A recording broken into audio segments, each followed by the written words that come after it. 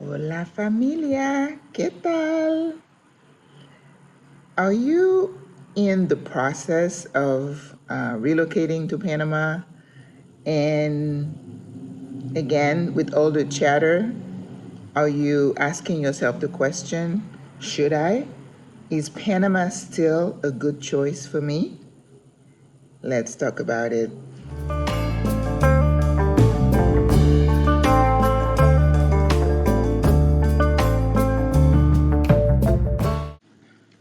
Hola again. So, I know you guys, I told you, I'm in Orlando, Florida, taking care of some business.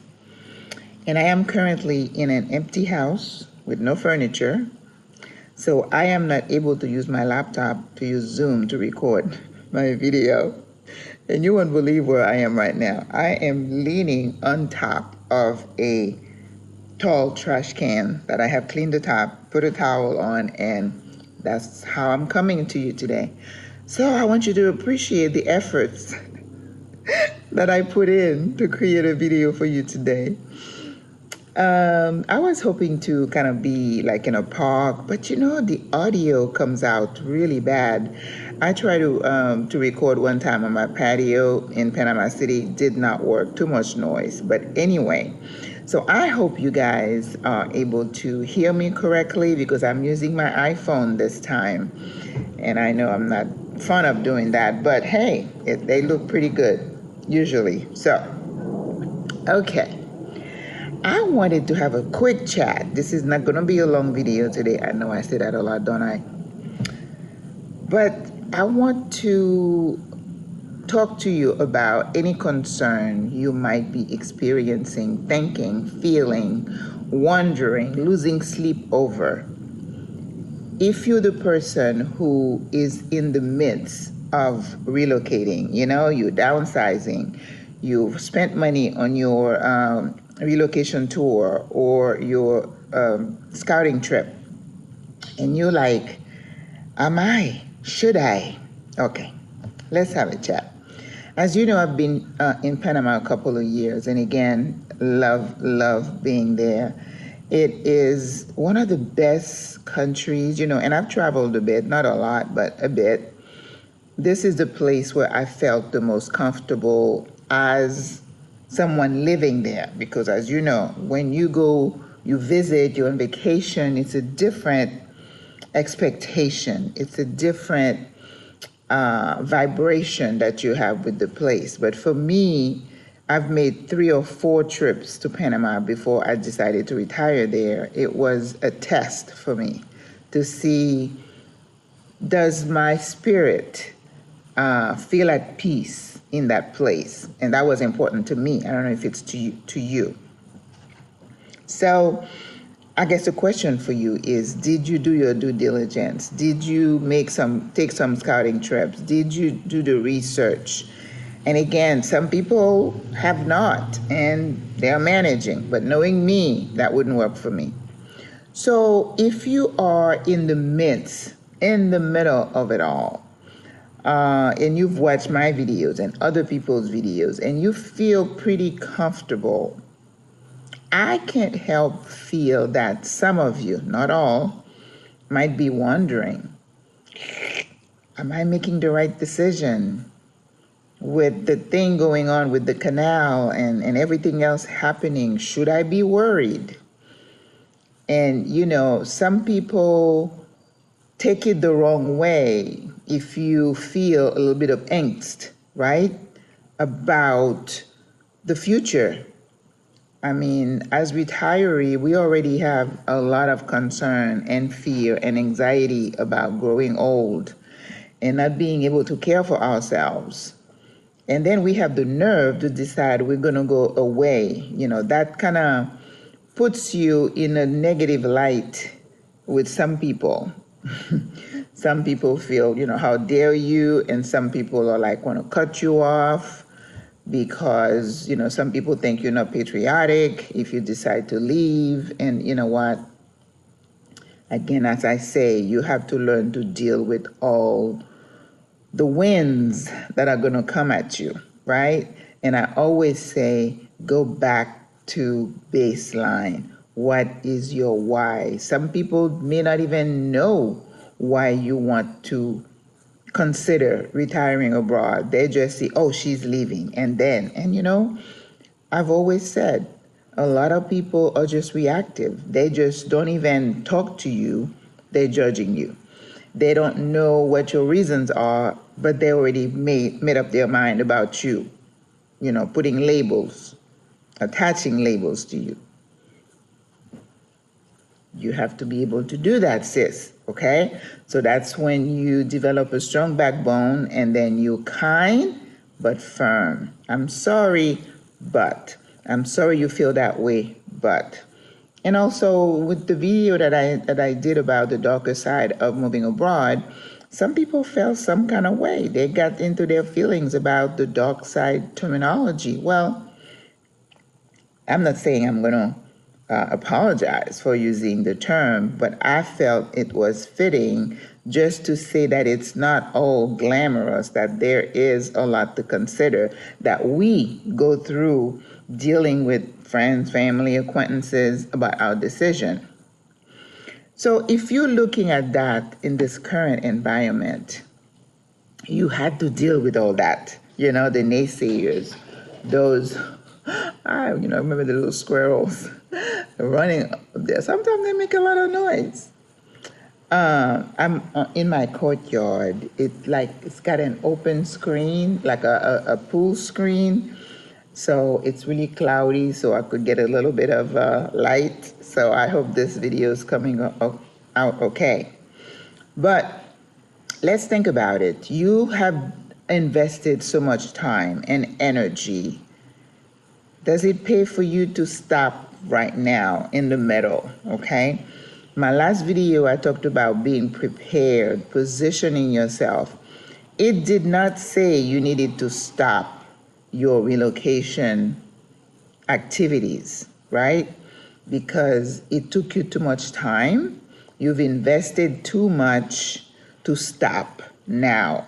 Now, there might be some really egregious situation where you had to, but I will tell you from someone who lived there, and of course I'm not currently there, and some people say, well, Maggie, how are you trying to run away? No, I already had my my trip planned. I'm not a runaway kind of person, right? I like to confront my situations.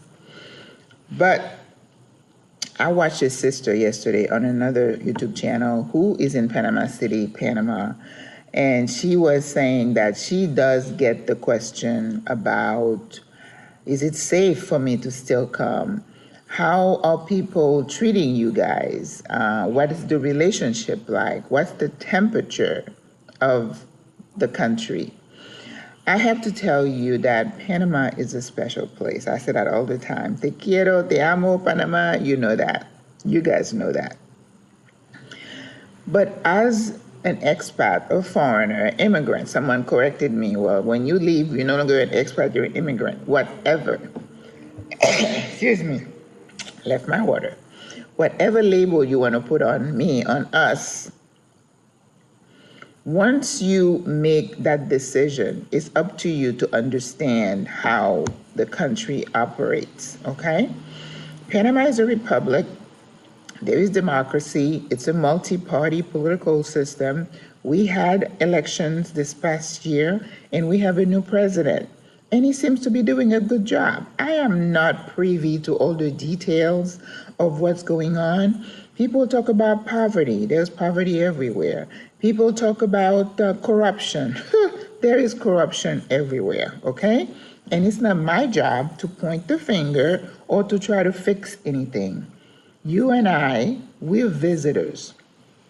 So we need to keep our opinions to ourselves, our mouths shut, okay? And this is a country that is relatively stable, that has been stable, and that is one of the draw of that many retirees from North America, the USA, Canada, Australia, South Africa, New Zealand, I don't know. I haven't met people from there, but you have a lot of people here that the political stability has been a reason why we are here. Now, Panama also has a culture of protest, and that's something you need to educate yourself on and understand why they have protests. This is a citizenry that is very engaged. And because it is a developing country, it's not a third world country. Don't you tell anybody that, they'll be upset. They have their own challenges. Who doesn't? Where I am right now, we're talking about challenges, swivel. Okay? We don't know whether we're coming or going. But we can't think about the challenges as a negative because you're going to find them everywhere, anywhere you go. And that's the part of the acclimating yourself, of transitioning, and that's part of the acceptance we talk about.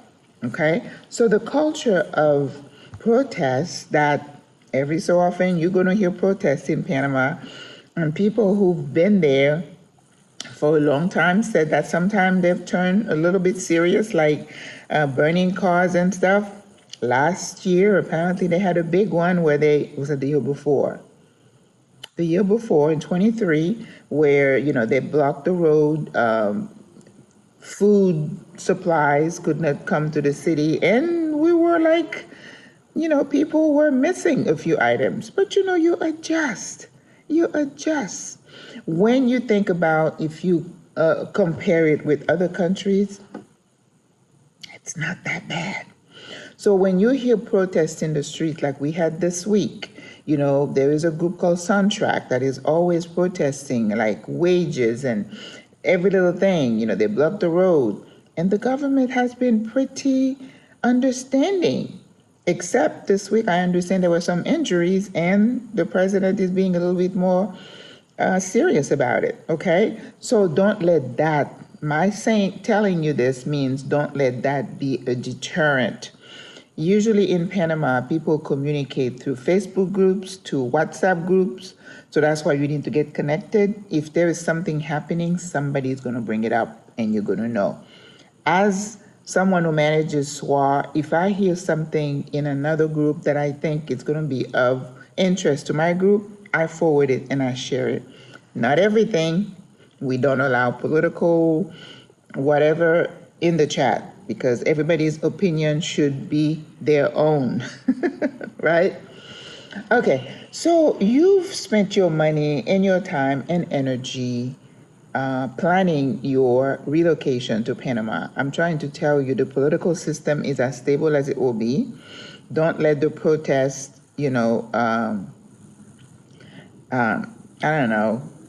keep you away.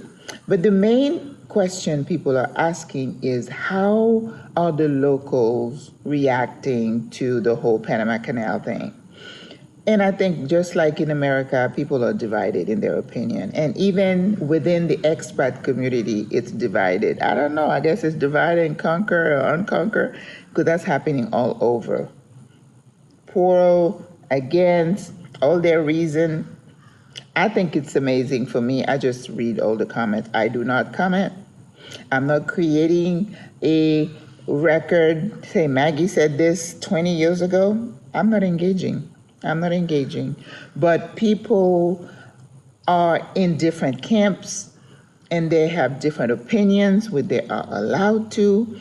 I love to talk to the Uber drivers. I like to sit on the bus and listen to the conversations, especially among the older generation, and it varies.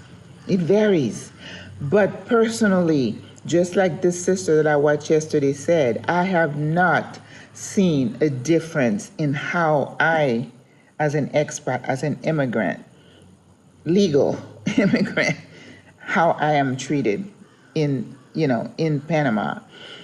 I have to say for the 2 years I've been there, I could say maybe on one hand, I could tell you that maybe somebody was not kind to me, like the woman who did not even acknowledge me when I was trying to talk to her about my fine. That's one. I went someplace one time that was earlier. Like, I'm talking about 2 years ago. I entered a store and she kept doing what she was doing and she did not even acknowledge me.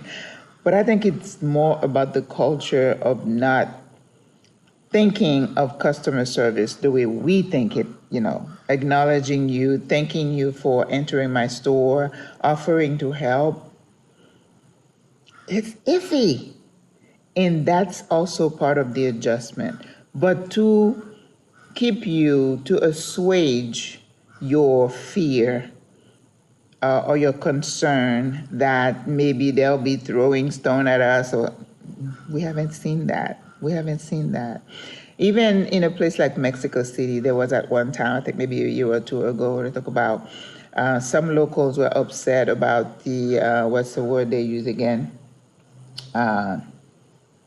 When they increased the prices of rent and stuff.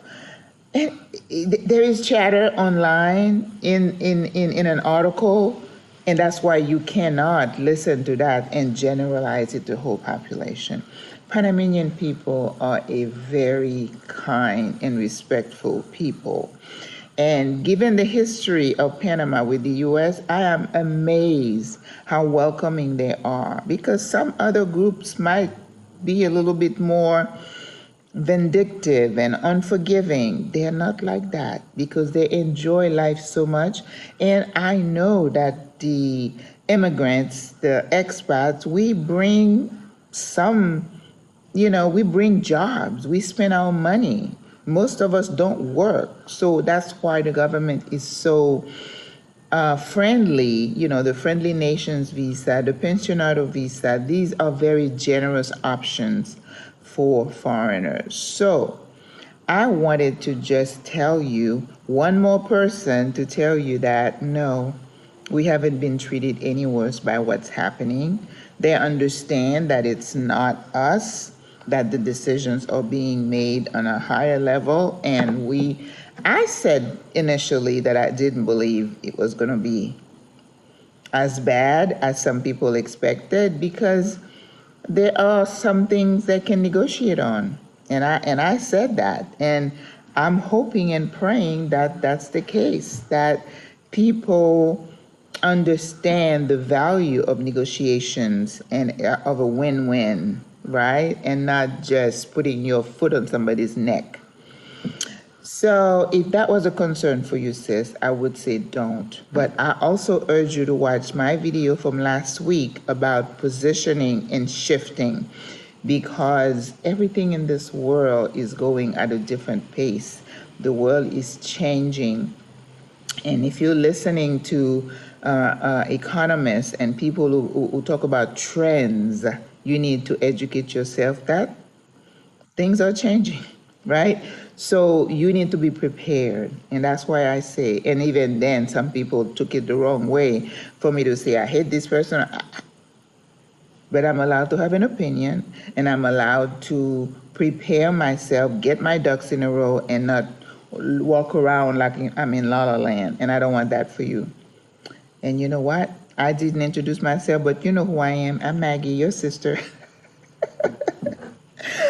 Somebody even told me in my comments, well, I was going to try to watch your video, but you were giggling so much I clicked off. And I'm like, you clicked off, but you took the time to let me know that, to write the message.